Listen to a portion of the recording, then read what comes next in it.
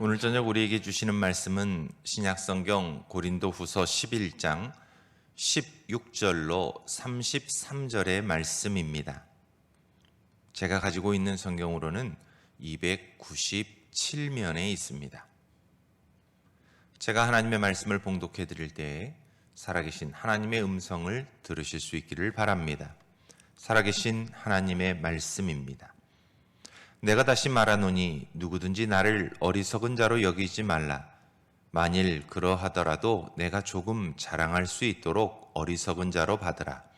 내가 말하는 것은 주를 따라 하는 말이 아니요 오직 어리석은 자와 같이 기탄 없이 자랑하노라. 어떤 사람이 육신을 따라 자랑하니 나도 자랑하겠노라. 너희는 지혜로운 자로서 어리석은 자들을 기쁘게 용납하는구나. 누가 너희를 종으로 삼거나 잡아먹거나 빼앗거나 스스로 높이거나 뺨을 칠지라도 너희가 용납하는도다. 나는 우리가 약한 것 같이 욕되게 말하노라. 그러나 누가 무슨 일에 담대하면 어리석은 말이나마 나도 담대하리라. 그들이 히브리인이냐? 나도 그러하며 그들이 이스라엘인이냐? 나도 그러하며 그들이 아브라함의 후손이냐? 나도 그러하며 그들이 그리스도의 일꾼이냐? 정신없는 말을 하거니와 나는 더욱 그리하도다. 내가 수고를 넘치도록 하고 옥에 갇히기도 더 많이 하고 매도 수없이 맞고 여러 번 죽을 뻔하였으니 유대인들에게 40에서 하나 감한 매를 5번 맞았으며 3번 퇴장으로 맞고 1번 돌로 맞고 3번 파선하고 일주야를 깊은 바다에서 지냈으며 여러 번 여행하면서 강의 위험과 강도의 위험과 동족의 위험과 이방인의 위험과 시내의 위험과 광야의 위험과 바다의 위험과 거짓 형제 중의 위험을 당하고 또 수고하며 애쓰고 여러 번 자지 못하고 줄이며 목마르고 여러 번 굶고 춥고 헐벗었노라. 이 외의 일은 고사하고 아직도 날마다 내 속에 눌리는 일이 있으니 곧 모든 교회를 위하여 염려하는 것이라. 누가 약하면 내가 약하지 아니하며 누가 실족하게 되면 내가 애타지 아니하더냐. 내가 부득불 자랑할진대 내가 약한 것을 자랑하리라. 주 예수의 아버지 영원히 찬송할 하나님이 내가 거짓말 아니하는 것을 아시느니라. 다메섹에서 아레다 왕의 고관이 나를 잡으려고 다메섹 성을 지켰으나 나는 광주리를 타고 들창문으로 성벽을 내려가 그 손에서 벗어났노라. 아멘. 우리의 속담 중에는 자랑 끝에 불 붙는다는 말이 있습니다. 자랑은 자기와 관계 있는 것을 남에게 드러내어 뽐내거나 뽐낼 만한 것을 의미합니다. 그래서 자랑은 남들이 부러워하거나 남들이 갖지 못한 뛰어난 것들을 드러내고자 하는 일입니다. 누군가 긍지를 가질 만한 것들을 드러낼 때 우리는 자랑한다고 말합니다. 이 시대는 자랑하는 일이 일상화되어 있습니다. 대중매체에 등장하는 모든 제품들은 자신들의 장점을 자랑합니다. 우리 아이들도 학교에 진학하기 위해 자기소개서를 작성하는데 바로 이 자기소개서의 내용들이 자신의 자랑거리에 대한 기록이라고 말할 수 있습니다. 이처럼 우리는 자기의 자랑이 보편화된 세상에서 살아가고 있습니다. 아이들이 자주 하는 말 중에는 엄친아라고 하는 단어가 있습니다. 엄마 친구 아들이라는 뜻으로 부모들이 자신들의 자녀를 나무라거나 삶의 분발을 촉구할 때 엄마, 친구, 아들에 대한 이야기를 하면서 자랑하기 때문에 생겨난 용어입니다. 사실 이전 우리의 속담에 개천에서 용난다고 하는 것처럼 어렵고 힘든 환경에서 세상 사람들의 기준에서 말하는 성공의 요건인 부와 권력 등을 갖게 되는 인생 역전의 성공 드라마가 쓰여졌을 때 지나온 어렵고 힘든 시간들이 자랑이 되곤 했습니다. 그러나 자랑은 대부분의 사람들이 남들에게 뽐내고 싶은 것들을 갖게 되었을 때 하는 행동들입니다. 오늘 우리가 함께 읽은 본문도 바울이 자신을 자랑하고 있는 기록물로 보여집니다. 그런데 바울의 자랑은 우리의 자랑과는 여러 가지 점에서 다릅니다. 왜냐하면 바울의 자랑은 당시 고린도 교회 성도들로부터 받게 된 오해와 비난에 대한 답변의 형식을 갖추고 있기 때문입니다.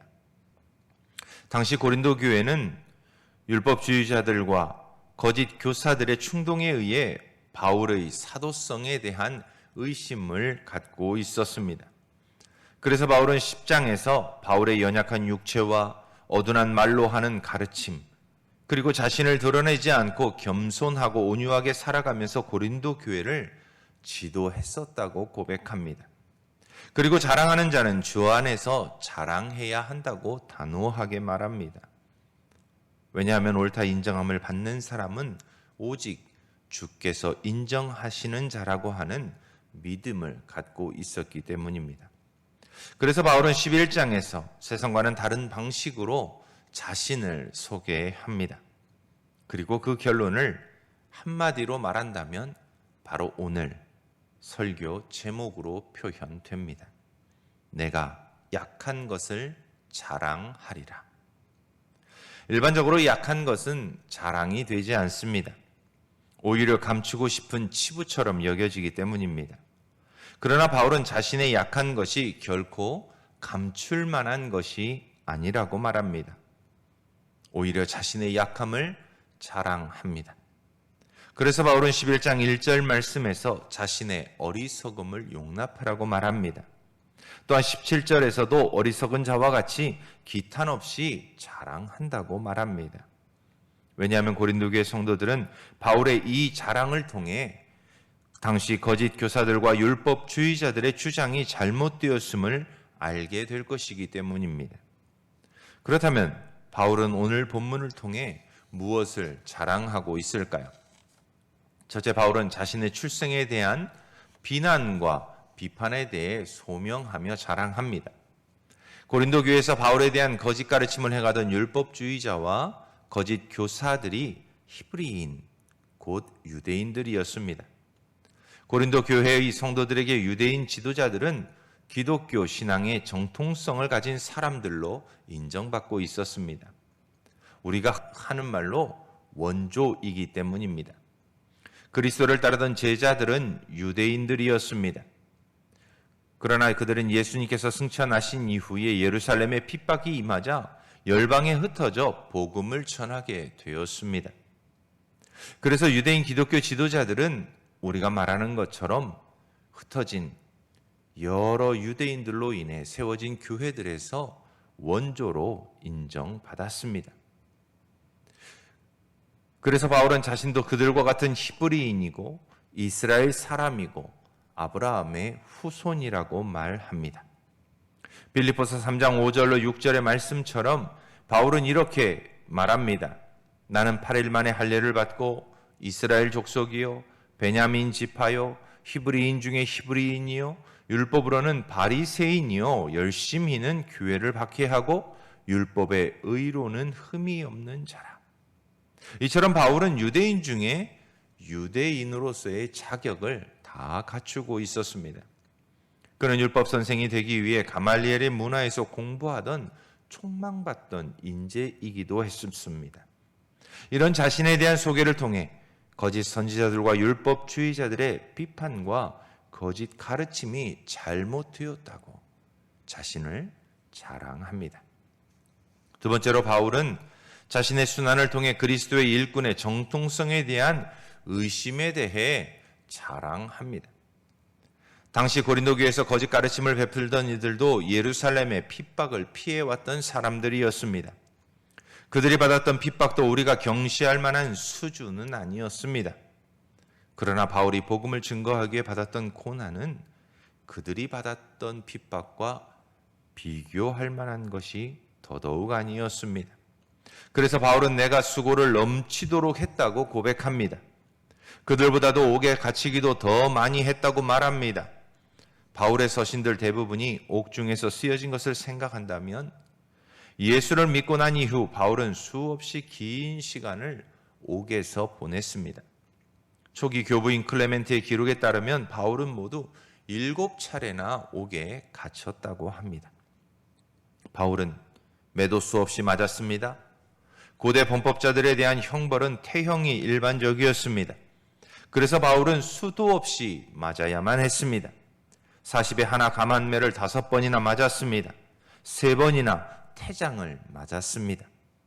이것만이 아닙니다. 바울은 여러 차례 죽을 뻔한 고비를 넘겨야 했습니다. 당시 죄수들은 콜리세움에 세워져 맹수들과의 싸움에 던져졌습니다. 복음을 전하다 사람들로부터 돌로 맞기도 했습니다. 전도 여행 중에 3번이나 파손되어 일주일이나 깊음 속에서 보내기도 했습니다. 전도 여행 길에서 수많은 위기의 상황들을 경험해야만 했습니다.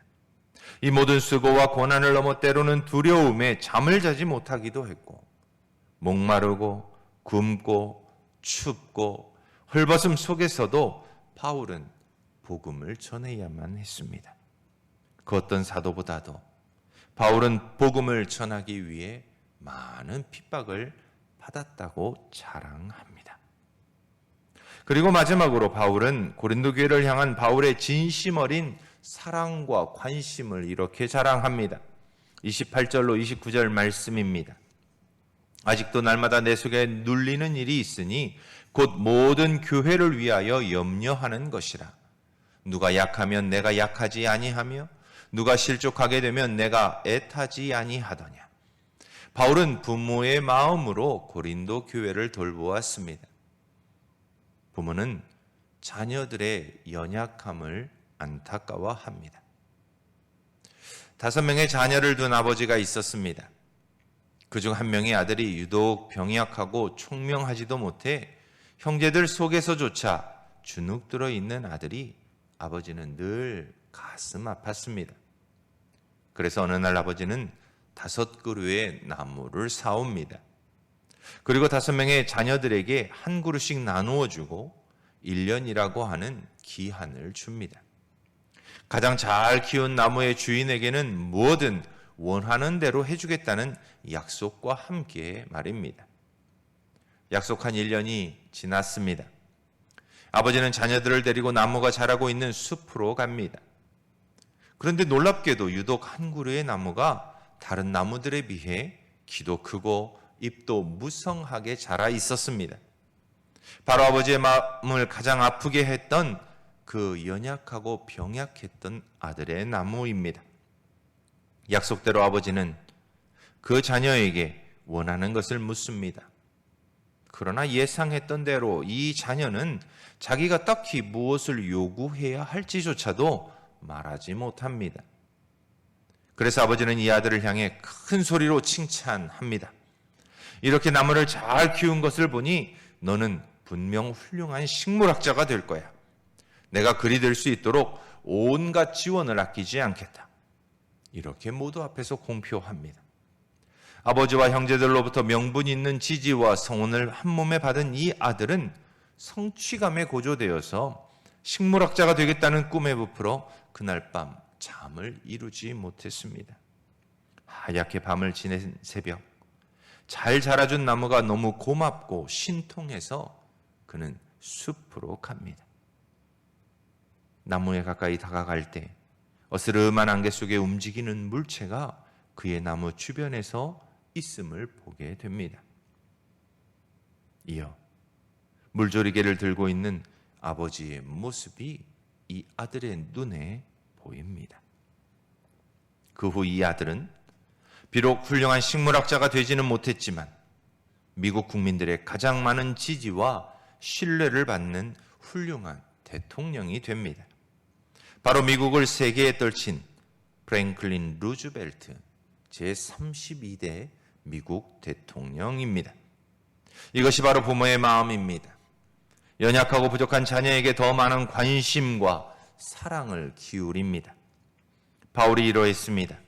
고린도 교회 성도들을 위해 마치 루즈벨트 대통령의 아버지가 물조리를 들고 나무에 물을 주며 가장 연약했던 자녀를 위해 사랑을 베풀었던 것처럼 노심초사하며 고린도 교회를 위해 바울도 그리했던 것입니다. 이러한 바울의 자랑은 우리가 어떻게 자랑이 난무하는 세상에서 신앙인으로 살아갈 것인가에 대해 다시금 생각해 보게 합니다. 먼저 우리의 자랑은 세상 사람들과 같이 내세우거나 뽐낼 만한 것이 되어서는 안 된다는 것을 알게 됩니다. 왜냐하면 그 자랑은 모두가 우리의 힘과 능력, 육체와 지식, 우리가 가진 모든 것에 대한 자랑이기 때문입니다. 그 자랑은 더 훌륭하고 더 뽐낼 만한 사람들이 등장하면 늘 그 자랑하던 것에서 내려와야만 합니다. 우리가 잘 아는 책 중에 기네스북이 있습니다. 세계에서 최고인 것들을 기록해 놓은 책입니다. 그런데 이 책은 새로운 기록이 등장할 때마다 그 내용이 바뀌게 됩니다. 세계에서 두 번째도 대단한 것인데 그 첫 번째만 기록에 남게 됩니다. 그리고 2등은 사라집니다. 이처럼 우리의 외적인 자랑거리들은 언제나 2등이 될 수 있습니다. 그런 면에서 우리는 결코 세상 사람들과 같이 외적인 것들을 자랑하지 말아야 합니다. 그렇다면 우리의 진정한 자랑은 무엇이 되어야 할까요? 그것을 바울은 한마디로 결론을 냅니다. 바로 30절의 말씀입니다. 내가 부득불 자랑할진대 내가 약한 것을 자랑하리라. 바울의 자랑은 그의 연약함이었습니다. 이 연약함은 세상적인 연약함이 아닙니다. 자신이 가진 것보다 더 크고 놀라우신 하나님을 인정하는 연약함입니다. 자신이 자랑할 만한 것들을 다 배설물과 같이 버렸다고 고백했던 것처럼 바울은 철저하게 자신이 가진 것들을 내려놓고 오직 하나님만을 자랑하고자 합니다. 그렇게 모든 자랑을 내려놓고 연약함만 남은 자신이 자랑할 것은 오직 하나님밖에 없다고 고백하고 있는 것입니다.